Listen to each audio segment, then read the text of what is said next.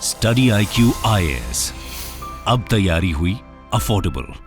नमस्कार दोस्तों it's a mind blowing number. जी हाँ, जीडीपी ग्रोथ का डेटा जो है वो यहां पर सामने आया है भारत का, और शायद किसी ने नहीं सोचा था। इनफैक्ट मैं आपको बता दूं, ज्यादातर जो इकोनॉमिस्ट थे, जो सर्वेज हुए थे, उसमें यही कहा जा रहा था कि 7% के नीचे होगी हमारी Q3 की जीडीपी, लेकिन ये नंबर निकल कर आया है 8.4%। ये आप खबर देख सकते हैं, Indian economy grows by 8.4% in October December quarter. अब ध्यान से समझिएगा, मैं कौन से महीनों की बात कर रहा हूं, कौन से क्वार्टर की बात कर रहा हूं।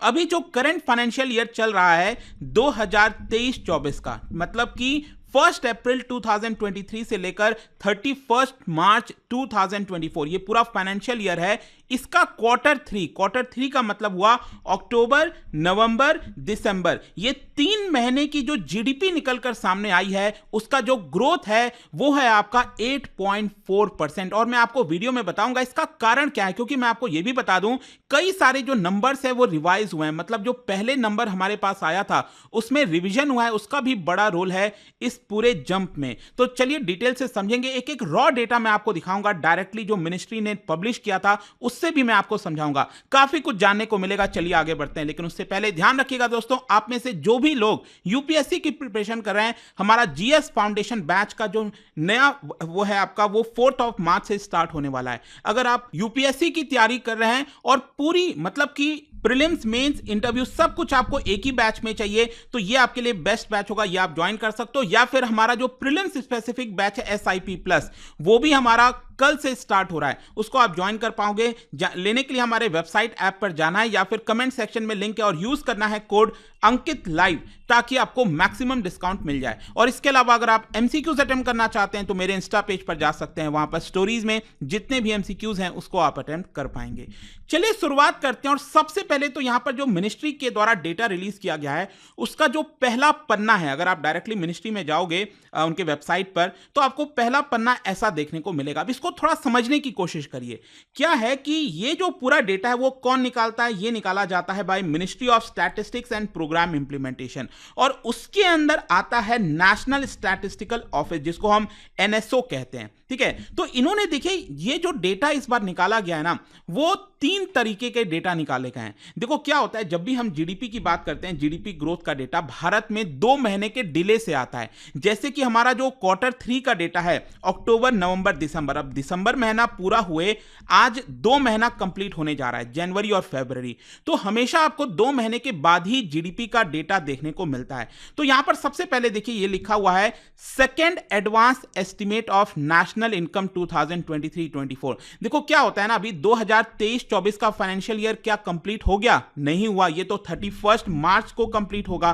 तो अभी हमारे पास डेटा नहीं है, लेकिन इसीलिए हम एडवांस एस्टिमेट निकालते हैं।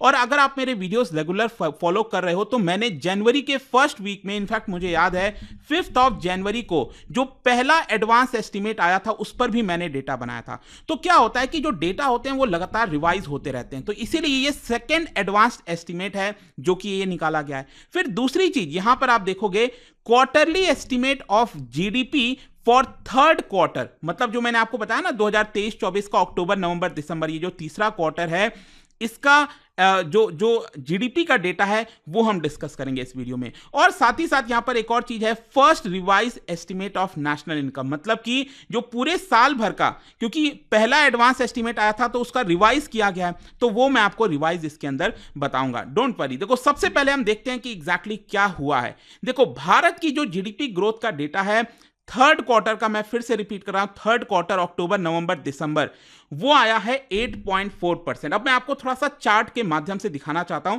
ताकि और चीजें क्लियर हो जाएं। देखो अगर आप थोड़ा सा पहले जाओगे, अगर आपको याद हो जो Q1 था 2021-22 का, आपको याद होगा कोविड के समय क्या हुआ था, जो पहला क्वार्टर था हमारा वो एकदम नीचे चला गया था। वो अभी आपको ग्राफ में दिख नहीं रहा होगा, लेकिन आपको याद होगा 24-25% नीचे चला गया था जो पहला क्वार्टर था। तो क्या होता है कि जब भी कोई आपको लोअर बेस बन जाता है, क्योंकि पहले क्वार्टर में कोविड के समय इतना ज्यादा वो नीचे चला गया था, इसकी वजह से जो 2021-22 फाइनेंशियल ईयर का पहला क्वार्टर का जीडीपी था, ये आप देख सकते हो, इसमें ह्यूज जंप आया था 21.6%। लेकिन आपको समझना है उसका कारण ये था क्योंकि हम कोविड के समय बहुत नीचे चले गए थे। और एक चीज और, आप में से कई लोग शायद हो सकता है जीडीपी, ये जीडीपी क्या होता है ध्यान से समझिएगा। जीडीपी का सिंपल अर्थ ये होता है हमारे देश के अंदर एक साल में, या फिर अगर मैं कहता हूं ना क्वार्टर थ्री का मतलब अक्टूबर नवंबर दिसंबर, इन 3 महीनों में कितने रुपए के गुड्स एंड सर्विसेज प्रोड्यूस हुए हैं, उनकी वैल्यू क्या है। अगर मैं कहता हूं कि हमारे देश के अंदर 1000 रुपए के गुड्स एंड सर्विसेज प्रोड्यूस हुए हैं, वैसे तो लाखों करोड़ों के होते हैं, मैं आपको जस्ट एग्जांपल बता रहा हूं, 1000 रुपए के हुए तो ये 1000 रुपए क्या हो जाएगा, ये जीडीपी हो जाएगा। लेकिन वही मैं कहता हूं कि अगले वाले फाइनेंशियल ईयर में ये बढ़कर हो गया 1100 रुपए, मतलब हमने अगले वाले साल 1100 रुपए के प्रोड्यूस किए। इसका मतलब क्या हुआ, पिछले वाले साल के मुकाबले हमने 10% का जंप पाया है जीडीपी के अंदर। आई होप आपको समझ में आ रहा होगा। तो अब इस चीज को ध्यान से देखिए, जब मैं कहता हूं कि क्वार्टर 3 में, ये जो क्वार्टर 3 का आप देख रहे हो डेटा, ये 8.4% आया है। अब आप इस 8.4% को किससे कंपेयर कर रहे हैं, ये बेसिकली आपको कंपेयर करना है पिछले वाले फाइनेंशियल ईयर के क्वार्टर 3 से, मतलब कि 2022-23 का जो फाइनेंशियल ईयर था उसका अक्टूबर नवंबर दिसंबर, ठीक है, मतलब कि 2022 में जो अक्टूबर नवंबर दिसंबर था उसमें हमारी जीडीपी ग्रोथ कितनी आई थी, ये आई थी 4.3%। अच्छा, इसमें भी एक और चीज है, इसको रिवाइज किया गया है। ये जब ओरिजिनली बताया गया था ना पहले, उसमें बोला गया था कि हमारा जीडीपी ग्रोथ 4.4% है, लेकिन सरकार ने कुछ रिवीजन किया है और इसको गिराकर कर दिया है 4.3%, ठीक है। तो हमें इसको कंपेयर करना चाहिए, ना कि हमें पिछले वाले क्वार्टर से। कई लोग कंफ्यूज हो जाते हैं, जैसे पिछला वाला क्वार्टर आप देखोगे जो क्वार्टर 2 है, और क्वार्टर 2 क्या होगा आपको पता है, जुलाई अगस्त सितंबर, ये क्वार्टर 2 होगा हमारा। और क्वार्टर 1 कौन सा होगा, क्वार्टर 1 का मतलब हो गया अप्रैल मई जून, ठीक है, अप्रैल मई जून, जुलाई अगस्त सितंबर, अक्टूबर नवंबर दिसंबर, ठीक है। तो इस तरह से 3-3 महीने के क्वार्टर बन गए। तो 8.1% ये हमारा क्वार्टर 2 का जीडीपी ग्रोथ है, और क्वार्टर 1 का कितना जीडीपी ग्रोथ आया, 8.2%। अब क्या है कि यहां पर आपको समझना है कि जब हम देखते हैं क्वार्टर 3 में हमारा 8.4% है, तो हम बेसिकली इसको पिछले वाले क्वार्टर से कंपेयर नहीं कर रहे हैं, हम पिछले वाले साल के, पिछले फाइनेंशियल ईयर के क्वार्टर 3 से कंपेयर करते हैं। इस तरह से चीजों का कंपैरिजन किया जाता है।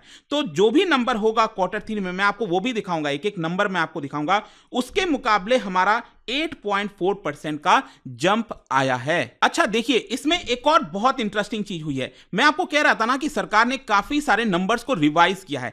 जैसा कि अभी आप देख पा रहे हो ना, यहां पर मैंने आपको अभी ये पूरे ग्राफ में दिखाया कि जो अभी करंट फाइनेंशियल ईयर है, इसका क्वार्टर 1, क्वार्टर 2 और क्वार्टर 3, ठीक है, ये आपको 8.2%, 8.1%, 8.4%। अगर आप मेरे वीडियोस लगातार देखते हैं तो आपको याद होगा, मैंने जो पिछला वाला जीडीपी का डेटा बनाया था क्वार्टर 2 का, उसमें मैंने आपको बोला था कि जो ग्रोथ आई है वो है 7.6%। तो एक्चुअल में क्या था कि ये 7.6% था, ठीक है, जो पिछली बार सरकार ने बोला था, और उसको रिवाइज करके अब कर दिया है सरकार ने 8.1% क्वार्टर 2 का, और क्वार्टर 1 का था 7.8%। यहां पर अगेन ये आप देखोगे ये 7.8% था, लेकिन अब इसको रिवाइज कर दिया है 8.2%। तो इसी रिवीजन की वजह से यहां पर आपको एकदम अच्छा खासा सारे जीडीपी के आंकड़े इस साल के आपको 8% के ऊपर देखने को मिल रहे होंगे। आई होप आपको यहां तक चीजें समझ में आ गई होंगी। अब मैं आता हूं कि जो मिनिस्ट्री के द्वारा जो रॉ डेटा निकाला गया है, यहां पर जो डेटा प्रेजेंट किया गया हमें, उसके माध्यम से आपको समझाता हूं। देखो, इसको समझने के लिए आपको जानना पड़ेगा जीडीपी का फॉर्मूला। आई एम श्योर कि आप सबको पता होगा, आपने बचपन से पढ़ा होगा स्कूल में। जीडीपी का मतलब होता है C+I+G+NX। ये सिंपल सा फॉर्मूला होता है। C मतलब कंजम्पशन, मतलब मैं और आप हम लोग जो कंजम्पशन करते हैं, बाहर जाकर सामान खरीदते हैं, तो ये सबसे ज्यादा वेटेज रखता है, मतलब 50% से ज्यादा वेटेज जीडीपी में ये प्राइवेट कंजम्पशन का होता है, ठीक है। उसके बाद नंबर आता है ये इन्वेस्टमेंट का, मतलब जो प्राइवेट इन्वेस्टमेंट है ना, फैक्ट्रीज वगैरह लगाते हैं प्राइवेट वाले, ठीक है, उनका हो गया नंबर। फिर जी का मतलब हो गया जो सरकार एक्सपेंडिचर करती है, सरकार भी तो सैलरी देती है, साथ ही साथ सड़कों पर खर्चा करती है, फ्लाईओवर्स बनवाती है, बहुत सारे काम करती है, तो सरकार भी खर्चा करती है। और एनएक्स का मतलब होता है नेट एक्सपोर्ट। नेट एक्सपोर्ट का मतलब जो भी हमने एक्सपोर्ट किया माइनस इंपोर्ट, ठीक है, तो वो जो नंबर आता है वो हमारा नेट एक्सपोर्ट बन जाता है। अब यहां पर अगर आप देखोगे, अगेन पिछले 3 वर्षों का आपको देखने को मिल रहा होगा, 2021-22, 2022-23 और 2023-24। अब मैं आपका पूरा ध्यान चाहता हूं 2022-23 वाला आंकड़ा और 23-24 वाला आंकड़ा, इसके ऊपर ध्यान दीजिएगा। सबसे पहला है कंजम्पशन, ये जो मैंने आपको पहला बताया ना जीडीपी के अंदर जो सी होता है प्राइवेट फाइनेंशियल कंजम्पशन, ये वही है। अब इसको ध्यान से देखिए क्वार्टर 3 के ऊपर, क्योंकि अभी हम क्वार्टर 3 की बात कर रहे हैं। अगर पिछले वाले फाइनेंशियल ईयर 2022-23 के क्वार्टर 3 पर अगर आप देखोगे तो यहां पर कितना कंजम्पशन हुआ था, कितने वैल्यू का कंजम्पशन हुआ था, वो हुआ था 24.73 लाख करोड़, ये 24.73 लाख करोड़। और इस साल अभी जो अक्टूबर नवंबर दिसंबर गया है, इसका क्वार्टर 3 में हमने कितना यहां पर आया है, ये आंकड़ा है 25.6 लाख करोड़। आ रहा है समझ में, मतलब कि इसमें कितना का जंप हुआ है, ये लगभग मैंने कैलकुलेट किया तो आई थिंक शायद 3.5% के आसपास आ रहा था। ठीक है, तो ये कंजम्पशन में हमने 3.5% के आसपास जंप किया है। लेकिन सबसे बड़ा जो जंप आया है ना दोस्तों, वो मैं बता दूं, वो है इन्वेस्टमेंट का। अब इसको ध्यान से देखिएगा, ये ग्रॉस फिक्स्ड कैपिटल फॉर्मेशन, ये जो आप देख रहे हैं ना, यही है आपका इन्वेस्टमेंट, प्राइवेट इन्वेस्टमेंट।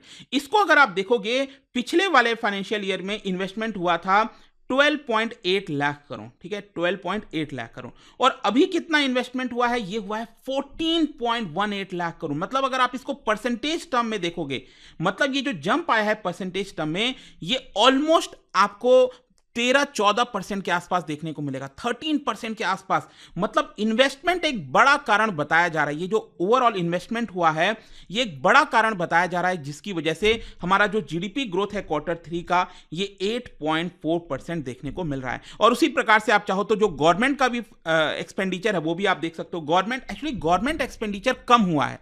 ये अगर आप देखोगे तो गवर्नमेंट ने पिछले साल क्वार्टर 3 में 3.5 लाख करोड़ का एक्सपेंडिचर किया था, और इस साल कितना किया, ये आप ध्यान से देखिए 3.4 लाख करोड़। तो एक्चुअली गवर्नमेंट का जो खर्चा है, गवर्नमेंट ने खर्चा कम किया है।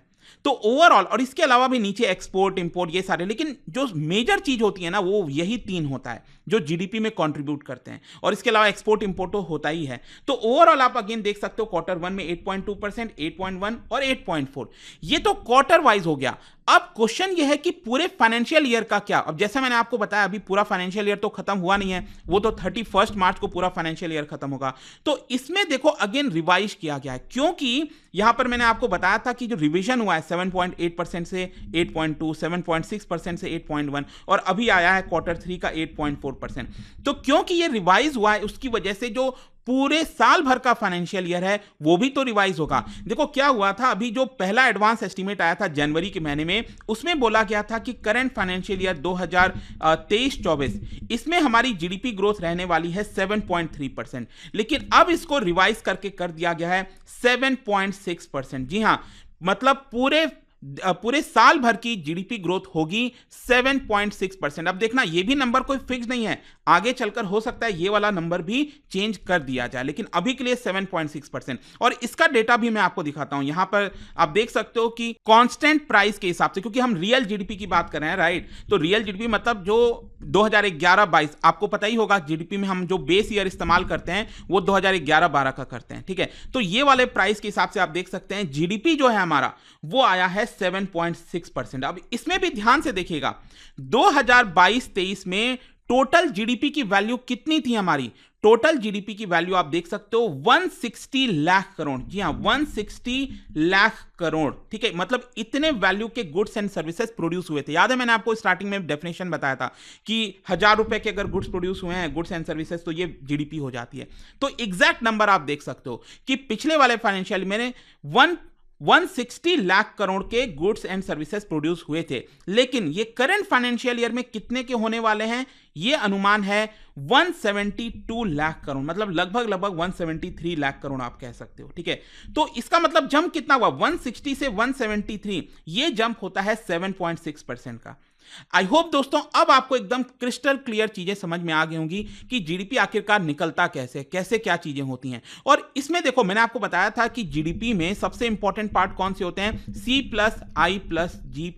और ये मैं क्यों कह रहा था, क्योंकि इसका वेटेज अगर आप देखोगे, जैसे कंजम्पशन हो गया, जो करंट फाइनेंशियल ईयर है उसमें जो जीडीपी के अंदर जो सबसे बड़ा वेटेज है वो है आपका कंजम्पशन का, कितना 55.6%, मतलब अकेले 55.6% हिस्सा कंजम्पशन से आता है हमारे जीडीपी का।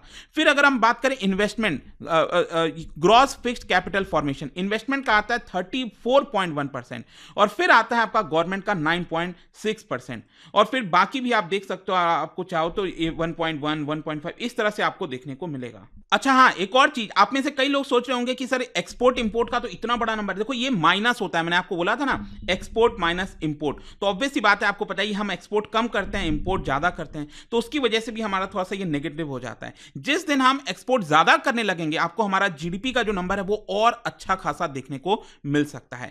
ओवरऑल जाने से पहले मैं आपको ये बता दूं कि जीडीपी का ये जो सरप्राइजिंग नंबर आया है 8.4%, जो शायद किसी ने नहीं सोचा था, उसमें मैंने आपको बोला था कि इन्वेस्टमेंट का बहुत बड़ा रोल है, और इन्वेस्टमेंट में अगर आप देखोगे यहां पर मैन्युफैक्चरिंग सेक्टर और जो कंस्ट्रक्शन सेक्टर है उसमें अच्छी खासी ग्रोथ हुई है। ये सेक्टर वाइज आप देख सकते हैं, agriculture, manufacturing, construction, trade, hotel, transport. तो इसमें अगर आप ध्यान से देखेंगे तो मैन्युफैक्चरिंग वाले में 11.6% का ग्रोथ हुआ है, और वहीं कंस्ट्रक्शन में लगभग 9.5% का ग्रोथ हुआ है। तो इन्होंने काफी कंट्रीब्यूट किया हमारे जीडीपी के नंबर में, जीडीपी के ग्रोथ में। आई होप दोस्तों ये वीडियो आपके लिए काफी हेल्पफुल रहा होगा, बहुत कुछ जानने को मिला होगा। और जाने से पहले एक इंटरेस्टिंग क्वेश्चन क्या बता सकते हैं, which of the following is not a method to calculate GDP. देखो जीडीपी कैलकुलेट करने के कई मेथड होते हैं, इनमें से वो कौन सा मेथड नहीं है आपको बताना है। इसका राइट आंसर आप सबको पता है, मेरे इंस्टाग्राम पर तो मिलेगा ही, वहां पर अगर आप नहीं हो कोई बात नहीं, टेलीग्राम से ले सकते हैं इसका सही उत्तर। मैं कई सारे जो एमसीक्यूज हैं वो यहां पर स्टोरीज में डालता रहता हूं। अगर आपको पीडीएफ चाहिए तो टेलीग्राम पर आइए, अलग अलग सोशल मीडिया पर आप जुड़ पाओगे। और जैसा मैंने आपको बताया,